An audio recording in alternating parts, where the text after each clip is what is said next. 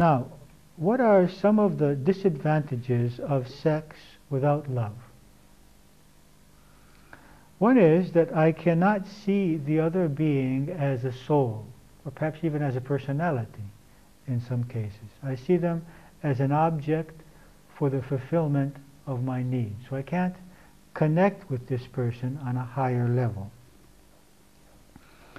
A second aspect is that when I have sexual contact, our auras, or our energy fields, or our emotional bodies become open to each other, which means that I am in a state of being affected by how this person reacts. I become much more susceptible to this person's energy, thoughts, beliefs, and emotional state.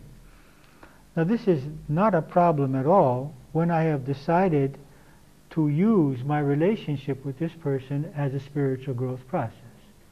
So being open to this person and being affected by this person's behavior becomes a stimulus for my growth.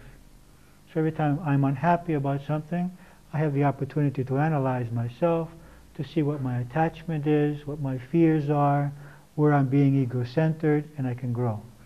Whereas when I have sex with someone with whom I am not committed to growing with, or growing through that relationship, then what's happening is I'm being affected by this other person's emotional states, but without working on them. And so this creates a number of inner conflicts and a psychic draining of our emotional body. Now, if this happens, if we happen to have more than one relationship at a particular time, having contact with more than one person, then this problem multiplies, and our energy level is definitely depleted.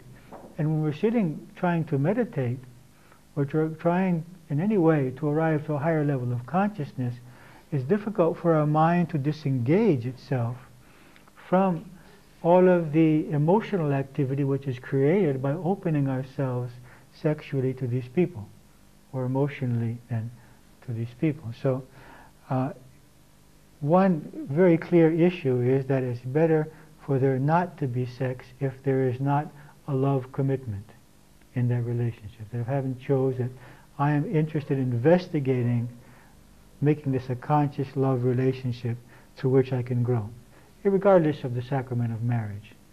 I don't think that's extremely important, but the idea that I have committed myself to taking this relationship seriously. Otherwise, it will be a draining factor on our emotional and spiritual life.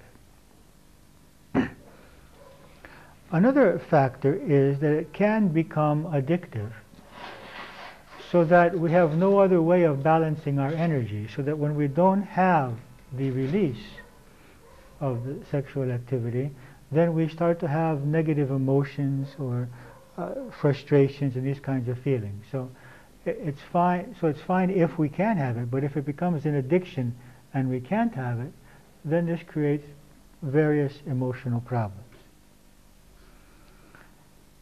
Now, on the other hand, sexual contact and infatuation can also be a very healing process.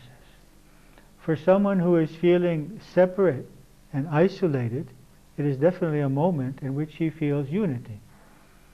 For someone who has not got a good self-image, his self-image is improved by the fact there is someone who wants to be with him and who desires him and respects him and wants to engage in this intimate contact with him.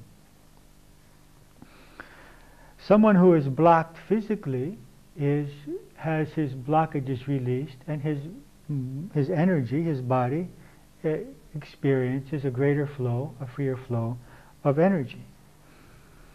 Obviously, it's the only way to create children. Well, not anymore, perhaps. It used to be the only way to create children, or basic way. It's the most traditional way to create children. Okay? And also, there is a factor of discharging the polarity. You see, we are born with a certain polarity, physically and psychologically. as men and women, male and female, which in the process of our growth, eventually we need to incorporate both male and female qualities.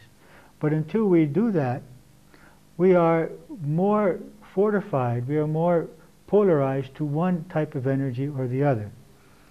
When we come in contact with the opposite sex, this polarization disappears and we are completed in that process. Our energy becomes depolarized. Now, this could also happen by communicating through words, by massage, by holding the other person, by coming into any kind of deep energy contact with the other person. But because many couples don't have very much emotional contact or very much affection, the sexual act becomes the only way they become balanced. And this, at least for the man, has the tendency to lessen his energy level. I've also heard women say the same, that their energy level is lessened to some degree, but it's more so for the man. Whereas intimate contact, physical contact, holding, caressing, even kissing or loving, or just being in that contact so that the energy field of the one person unites with the energy field of the other person and creates this feeling of unity and oneness, could create the balancing of that polarity without the loss of energy. So there are some couples on the spiritual path who choose to engage in intimate physical contact without always coming to orgasm, because this allows them to energize themselves, to experience the balancing of the energy, to experience the unity of the energy without the loss which is sometimes associated with the orgasm. Actually, also there are tantric techniques in which a couple can engage themselves, in which they would come into full sexual contact, but without movement and without seeking orgasm, and just remain in that union until the energy began to pass through them. And what they do is they experience an emotional orgasm or a spiritual orgasm rather than a physical one. And this enhances both of their spiritual levels and enhances the meditation, because that energy can now be directed in a more spiritual direction rather than it being released. Because what is an orgasm? An orgasm is the discharge of energy, which is also accompanied with discharge of fluids, but discharge of energy from one of the chakras. Okay, so that could be from the second chakra if it's sexual, or it can be an orgasm of love, or an orgasm of light, an orgasm of ecstasy, as some people have experienced, as we read some experiences of some saints in meditation or in prayer who had various spiritual experiences. So the same energy which is overflowing from the second chakra, second center, creating the physical or the biological orgasm, could be raised to a level so that one could have an orgasm listening to music, in meditation, in nature, in dancing and creating. That is, to experience the overflow of energy through a higher energy center.